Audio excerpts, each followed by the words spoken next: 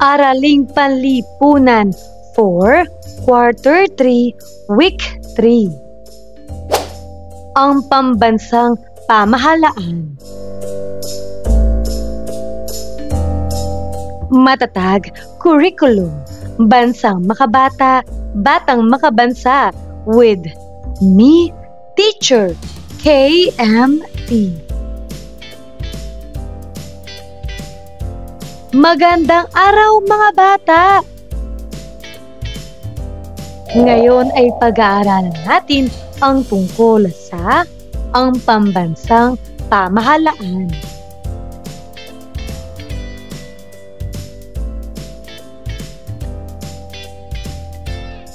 Mga layunin.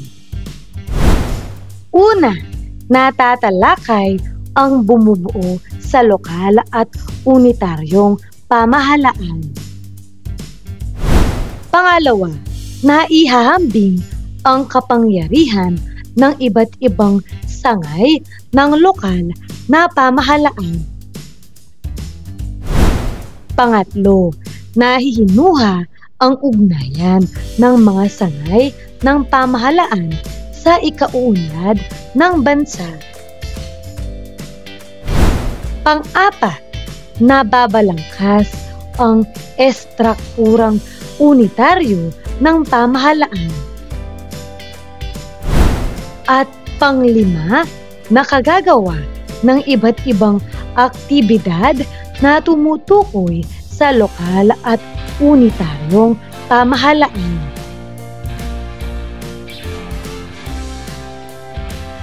Unang araw.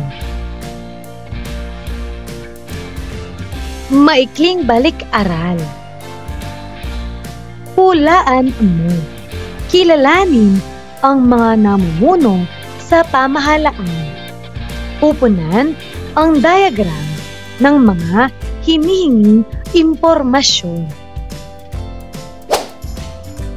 Para sa unang pamumunuan o posisyon. Pangulo ng Pilipinas. Ano ang pangalan ng namumuno? Tama. Pangulong Ferdinand Bongbong Marcos Jr. Pangalawa, ang pangalawang Pangulo ng Pilipinas. Ano ang pangalan ng namumuno?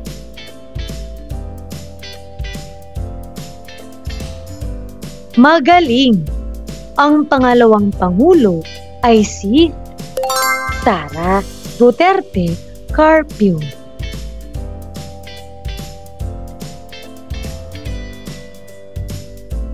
Ngayon ay sagutin mo ang mga sumusunod na posisyon dahil iba-iba ang ating mga sagot dito. Nakadepende sa ating lokasyon.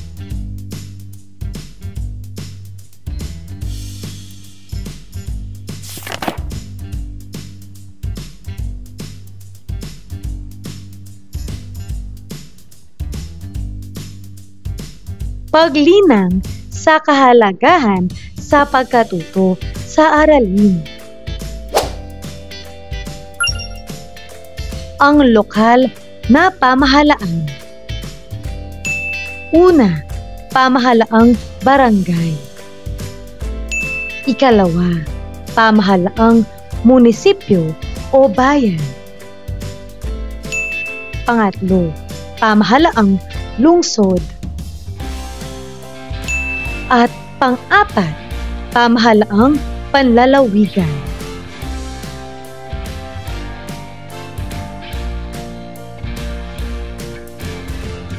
Paghawan ng bokabularyo sa nilalaman ng aralin. Mula sa nakaraang mga gawain, sagutin ang mga iba't ibang pamprosesong tanong.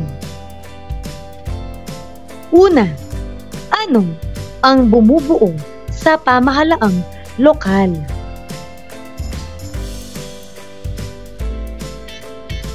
Tama! Ang pamahalaang lokal ay binubuo ng mga opisyal na halal ng bayan, lungsod, lalawigan at barangay tulad ng gobernador, bise-gobernador, alkalde, bise-alkalde, mga konsehal, at punong barangay. Kasama rin dito ang mga kawani at kagawad na tumutulong sa pagpapatupad ng mga batas at programa sa kanilang lugar.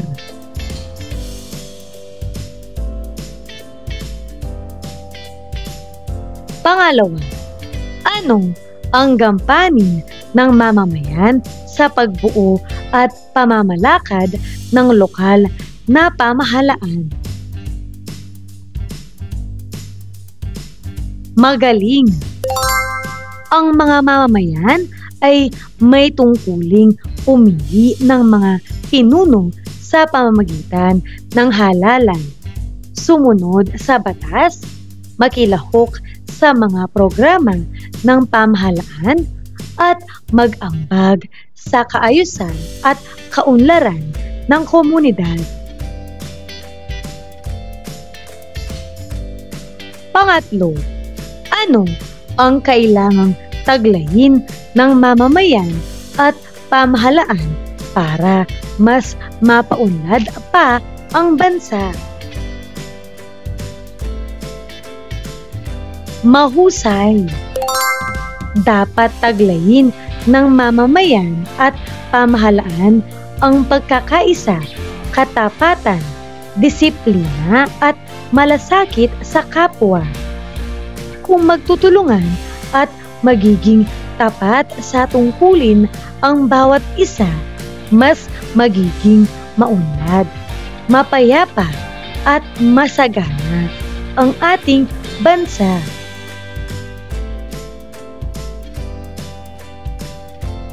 Ikalawang araw. Unang aralin ang pamahalaang lokal bilang bahagi ng sangay tagapagpaganap.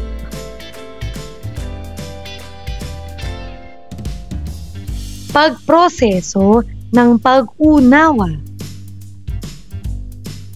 Ayon sa Saligang Batas ng 1987, Artikulo 10, Section 4 o Article 10, Section 4 ng pamahalaang lokal, ang Pangulo ng Pilipinas ay dapat tumupad ng pangkalahatang superbisyon sa mga pamahalaang lokal. Dapat seguruhin ng mga lalawigan ang mga lungsod at mga bayang nakapaloob sa mga ito.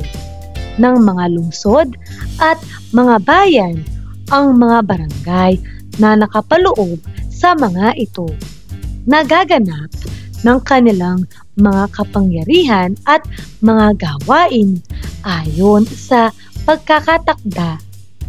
Dahil dito kasangga ng Pangulo at iba pang miyembro ng sangay tagapagpaganap ang mga iba't ibang opisyal ng pamahalaang lokal.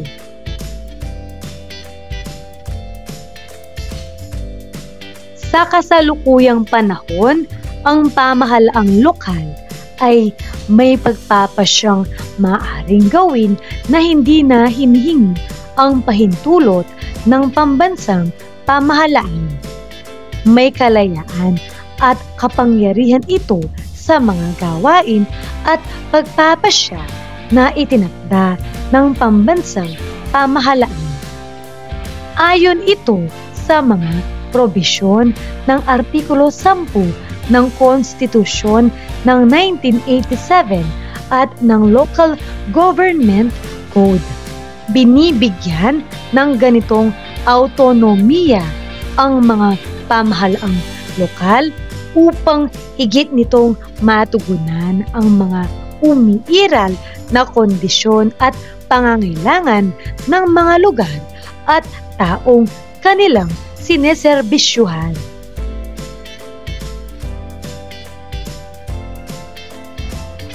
Ang pamahalaang lokal ay binubuo ng mga lalawigan, bayan at barangay. Ang namumuno sa lalawigan ay ang gobernador. Ang lungsod at bayan ay pinamumunuan ng alkalde at ang barangay naman ay kapitan. Ang mga suliranin ng mga mamamayan sa kanilang nasasakupan ay ipinararating ng mga pinuno sa pambansang pamahalaan at ang mga pambansang programa, patakaran at mga batas ay ipinararating naman ng mga pinuno ng lokal na pamahalaan sa mga mamamayang kanilang nasasakupan. Ang balangkas sa ibaba ay nakatutulong upang maging mas madali ang pag-unawa sa aralin.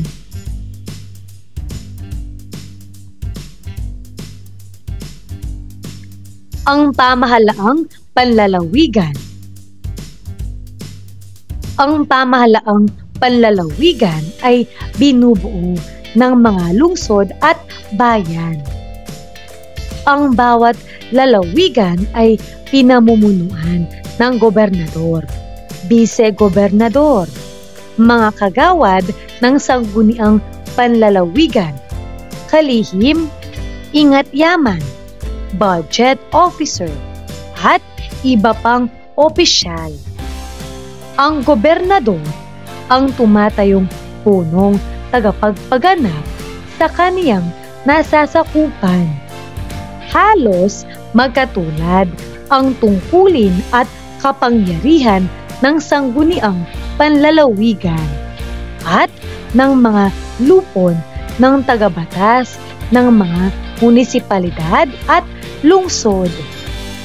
Iisa lamang ang hangarin ng mga ito, ang maisulong ang pangkalahatang ikabubuti ng kanilang nasasakupang lugar at ng mga mamamayan nito.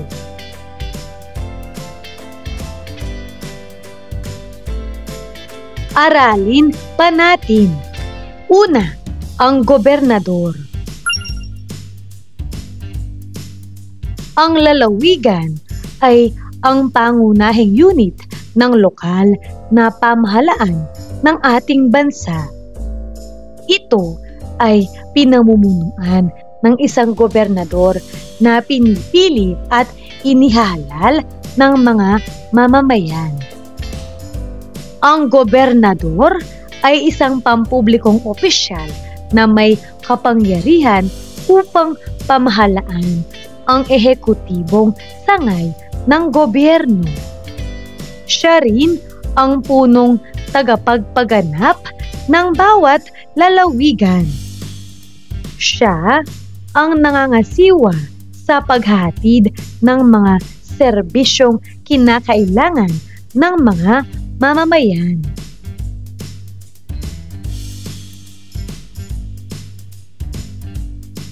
Tungkulin rin niyang panatilihin ang kaayusan at kapayapaan ng lalawigan.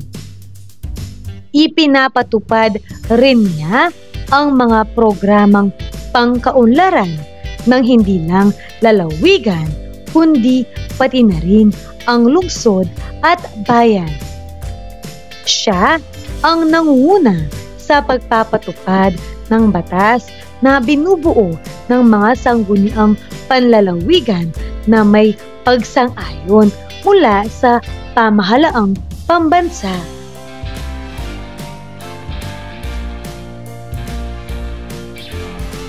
Pangalawa, ang bise-gobernador.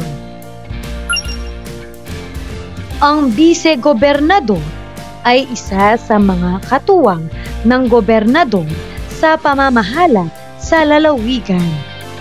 Siya ang pangalawang pangulo ng lalawigan.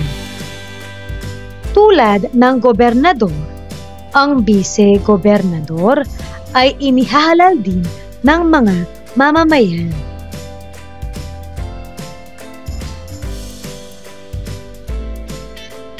Ang bise-gobernador ang humahalili o pumapalit kapag walang gobernador. Pinangungunahan ng bise-gobernador ang mga pagpupulong ng sangguniang panlalawigan. Siya ang namumuno o namamahala sa mga lehislatura o tagapagbatas ng lalawigan.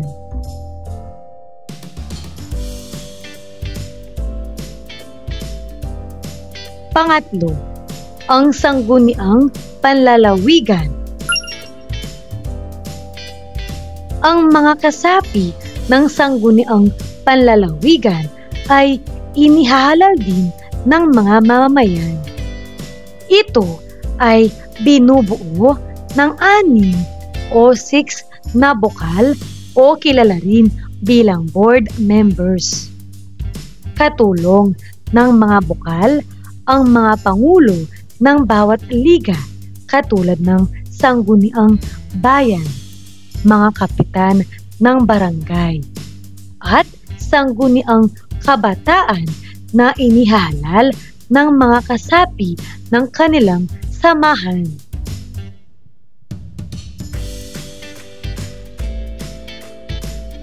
Ang sangguniang panlalawigan ay pinamumunuan naman ng bise-gobernador. Sila ang lupon na gumagawa ng mga ordinansa o resolusyon na ipinapatupad para maging maayos ang pamamahala sa nasasakupan. Ang iba pang mahalagang opisyal ng lalawigan ay ang kalihim, ingat yaman, budget officer, health officer, provincial officer, at ang mga planning and development coordinators.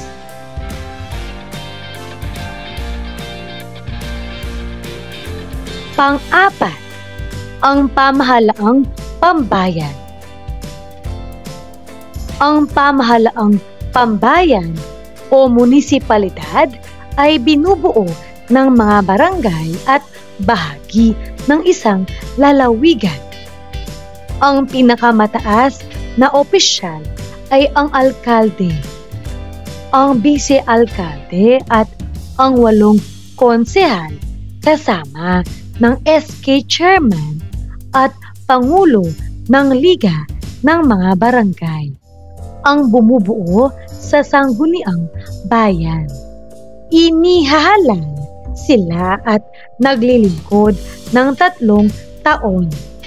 Maaari silang maglingkod ng 3 termino ng sunod-sunod.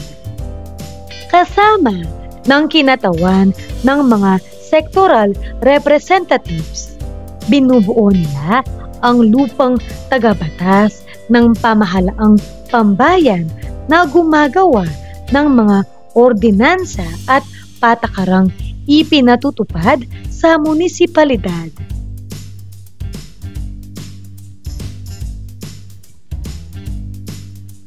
Ang ilan sa mga tungkulin ng mga opisyal ng munisipalidad ay ang sumusunod.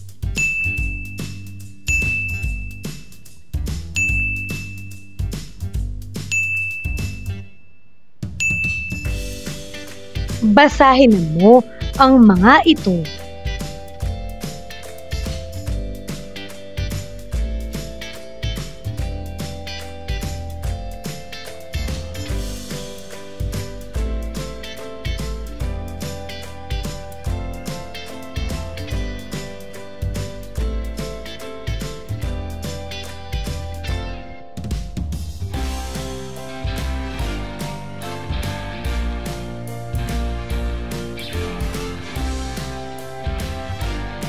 Ituloy natin. Pang-5, ang pamahalaang panlungsod. May iba't ibang uri ng lungsod ng Pilipinas. Ang mga lungsod na mataas na urbanisado o highly urbanized na may 200,000 o higit pang populasyon at kasalukuyang kita na 20 milyong piso pataas. Ang mga kinartang lungsod o chartered cities na naitatag bilang isang malayang pamahalaan, mga malayang bahaging lungsod o component cities na bahagi ng lalawigan kung saan ito matatagpuan. Ang mga namumuno sa pamahalaang panlungsod ay katulad din ng nasa pamunuan ng pamahalaang pambayan, ngunit iba't iba ang bilang ng mga konsehal sa iba't ibang lungsod.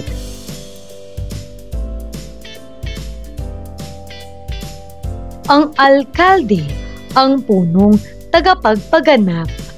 Tungkulin niyang magpatupad ng mga batas upang mapanatili ang kaayusan at kapayapaan ng kaniyang nasasakupan. Siya ang naghahanda ng budget at pumipirma ng mga kasunduan.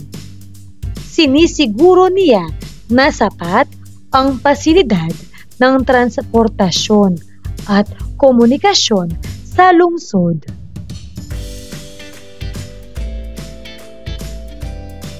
Pang-anim, ang mga pinuno ng mga syudad, bayan o munisipalidad. Una, ang alkalde. Ang alkalde ay pinuno ng lungsod o bayan na inihahala rin ng mga mamamayan sa nasasakupang lugar. Ang sangguniang bayan at iba pang opisyal sa kanyang pamahalaan ang tumutulong sa alkalde sa kaniyang gawain at tungkulin. Ang alkalde ang nangangasiwa at nagpapatupad sa lahat ng mga serbisyo at programa sa bayan o lungsod. Siya ang namumuno sa pagpapanatili ng kaayusan at kapayapaan sa buong bayan. Pinamumunuan ng alkalde ang pagtugon sa mga pangangailangan ng kaniyang mamamayan, may sakuna o kalamidad man o wala.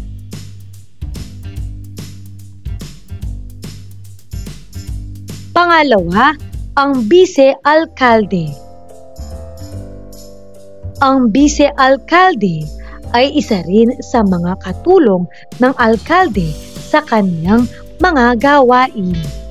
Pinamumunuan ng bise-alkalde ang pagpupulong ng sangguniang bayan at iba pang opisyal upang makagawa ng mga ordinansa at programang pangkaunlaran ng syudad o bayan. Katulad rin ng alkalde, inihalal din siya ng mamamayan. Ilan pa sa mga opisyal ng lokal na pamahalaan ng syudad at bayan ay kalihim, ingat yaman, budget officer, health officer, provincial officer, at ang mga planning and development coordinators.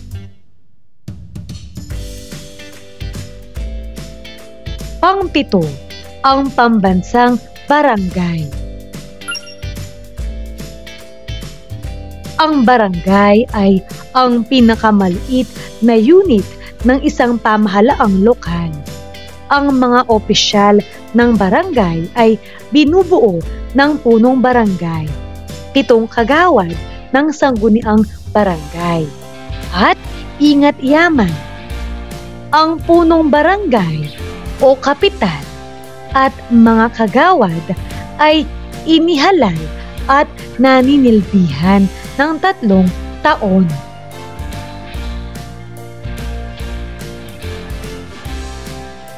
Maaari silang maglingkod sa loob ng 3 magkakasunod na termino. Kabilang sa mga tungkulin ng punong barangay ang ipinatupad ang lahat ng batas at ordinansa upang mapanatili ang kaayusan, katahimikan at kalinisan ng barangay sa mga nasasakupan nito at tumawag at mamunong sa mga pagpupulong sa barangay.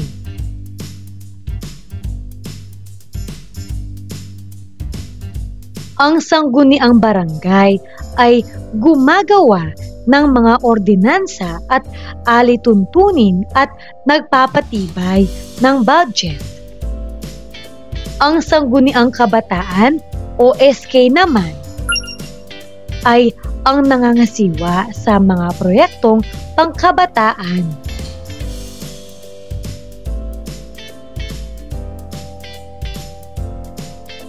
Pinatnubayang pagsasanay.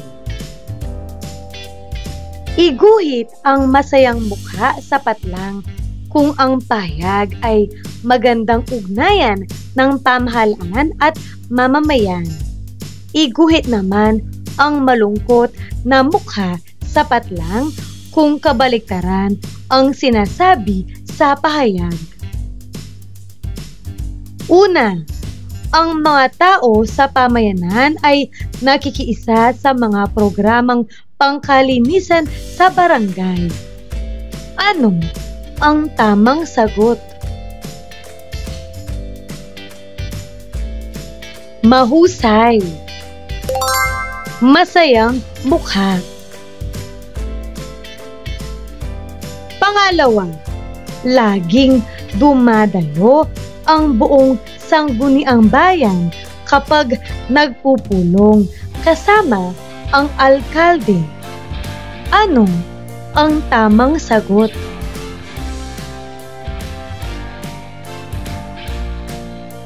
Magaling.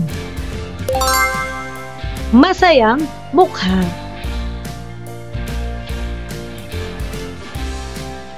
Pangatlo, ang mga mamamayan ng syudad ay sumusunod sa mga ordinansa ng pamahalaang bayan. Ano ang tamang sagot? Mahusay. Masayang mukha.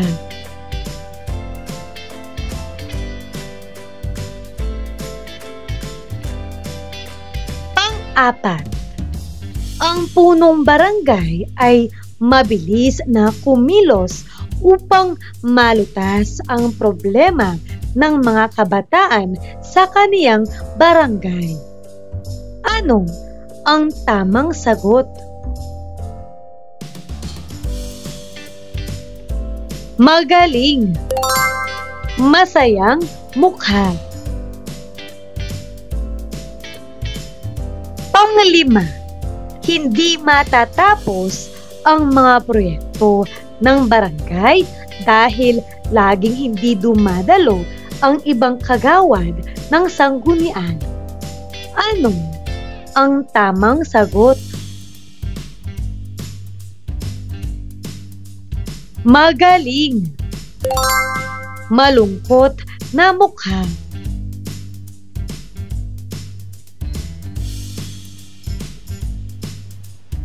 Pang-anim, ang mga basura ay pinaghihiwa-hiwalay ayon sa kautusan ng sangguniang panlalawigan. Ano ang tamang sagot? Napakagaling. Masayang mukha. Pang-pito, tinangkilik ng mga mamamayan ang mga proyektong gawa sa kanilang lugar.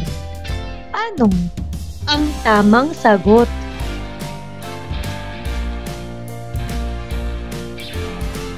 Magaling. Masayang mukha.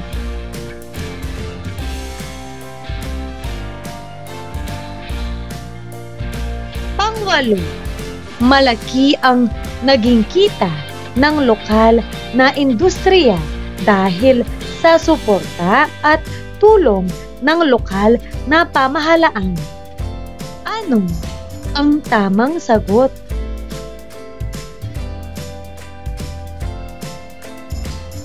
Mahusay. Masayang mukha.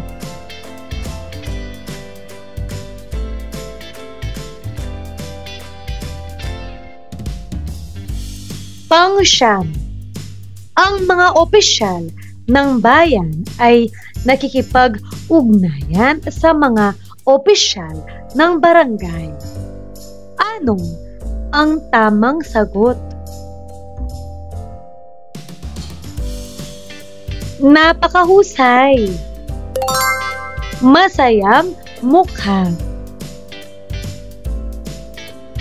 At pang-sampu, ang mga punong barangay ng isang bayan ay nagkakaisang nagpapaabot ng tulong sa mga nasalanta ng bagyo. Ano ang tamang sagot?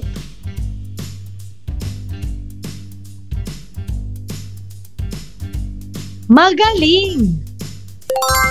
Masayang mukha.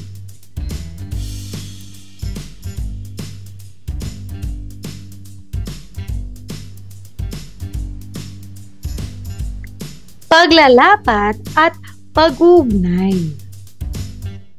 Magtala ng ilan sa mga mahalagang proyekto at serbisyo na ipinapatupad sa inyong sariling pamayanan, barangay, bayan o lungsod. Ang mga nakikita kong proyekto o serbisyo na ipinapatupad ay: sagutin mo ang para sa barangay, para sa bayan, at para sa lungsod.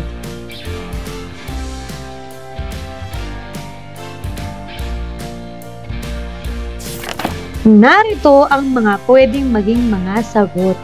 Basahin mo ang mga ito.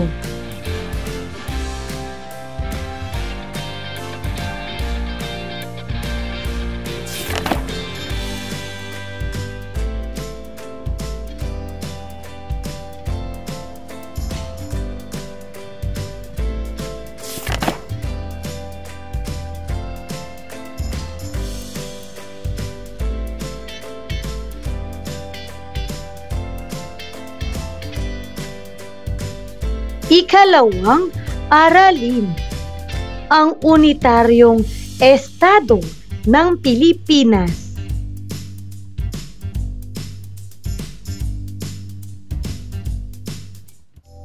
Ang unitaryong estado ay isang estado na pinamamahalaan bilang isang entidad kung saan ang pamahalaang sentral ang pinakamataas.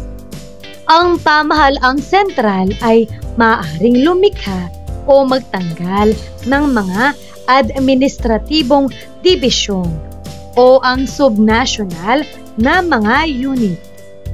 Pinamamahalaan ito bilang isang unitaryong estado sa ilalim ng sistemang presidensyal, kinatawan at demokratiko at isang republikang konstitusyonal kung saan ang Pangulo ang nagsisilbing kapwang puno ng estado at puno ng pamahalaan ng bansa sa loob ng isang sistemang multi-partidista.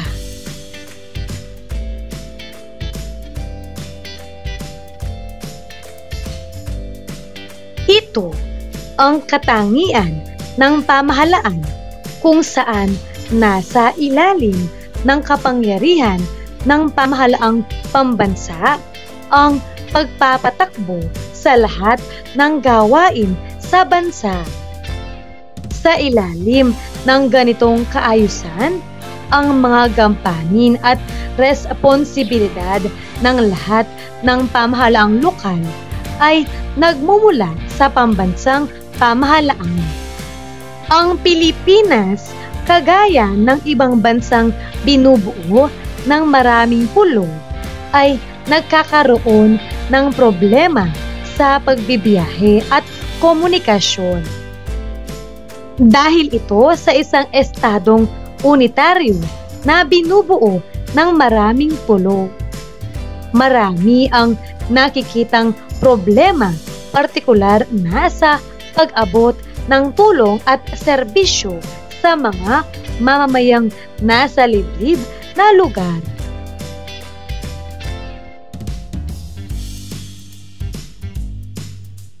Dahil dito, makikita ang pagkakaiba ng mga programa at benepisyong natatamasa ng mga nasa malalayong lugar kung ikukumpara sa mga nasa sentralisadong lugar. Bukod dito, pagdating sa pondo at paggamit ng mga iba't ibang resources ay nagkakaiba dahil mas nakatuon ang atensyon sa mga nasa sentralisadong lugar. Dahil sa mga ito, nakikitang mahirap na ipatupad ang kinakailangang gampanin ng pamahalaan sa kaniyang mga mamamayan. Sa ating bansang Pilipinas, ang Malacanang ang nagdedesisyon kung ano at ilan ang ilalaang pondo, serbisyo at proyekto sa mga lokal na pamahalaan.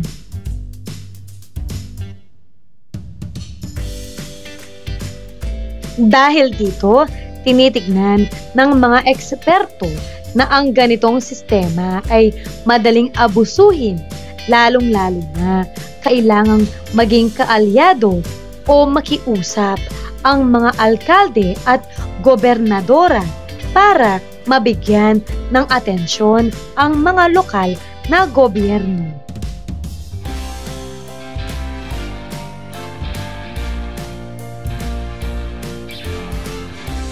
Panoorin ang mga videos upang malaman ang iba pang detalye sa unitaryong estado at ng kalagayan ng Pilipinas sa mga bidyong ito.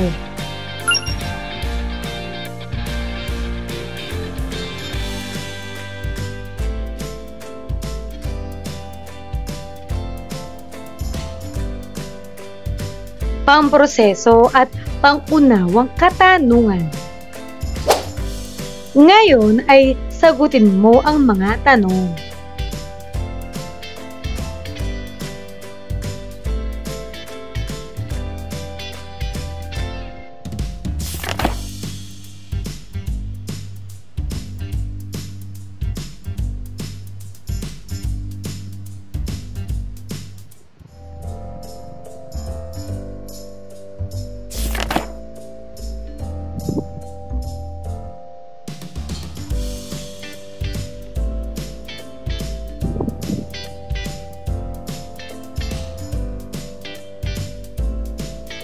Ikatlong araw.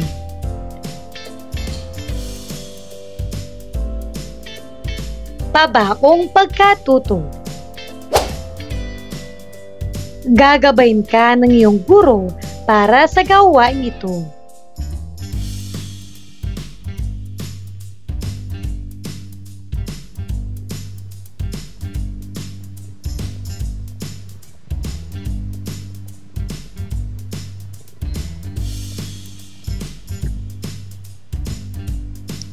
Ika-4 na araw.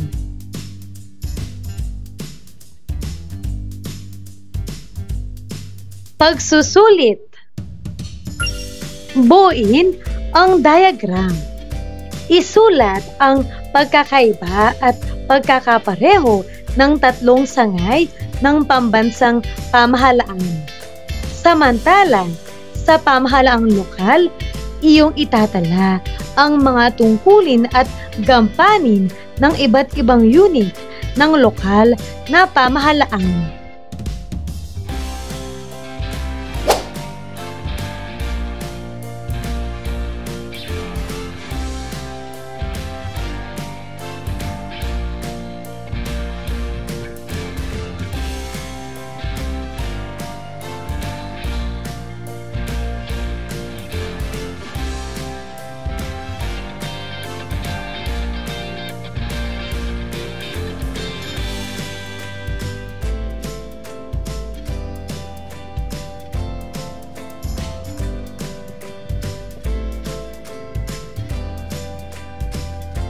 Narito ang mga pwedeng maging sagot.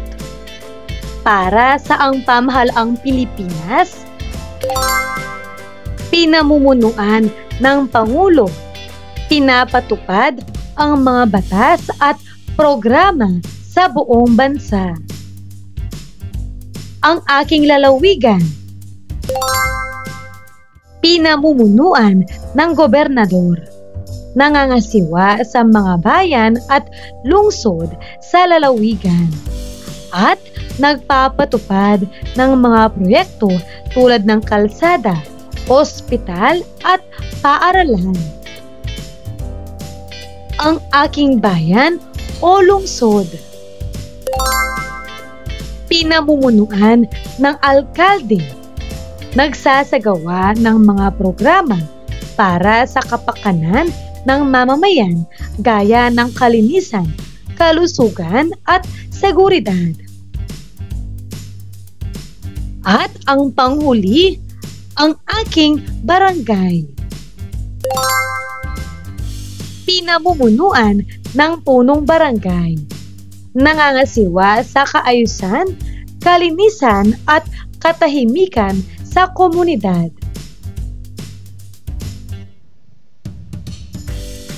Mahusay mga bata!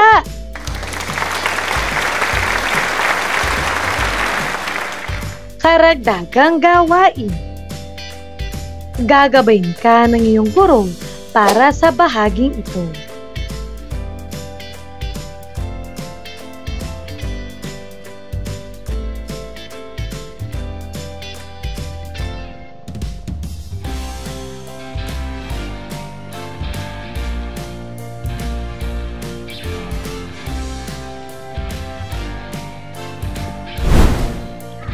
Ano ang mga natutuhan mo sa araw na ito?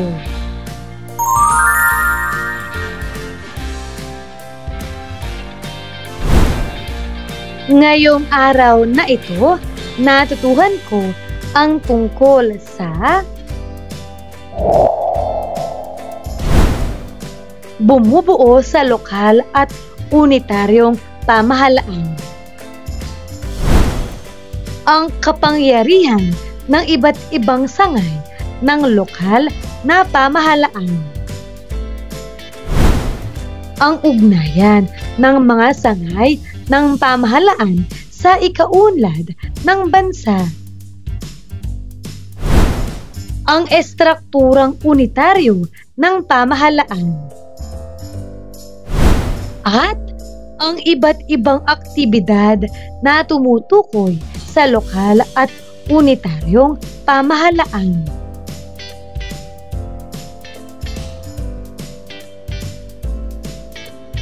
Maraming salamat sa pakikinig mga bata.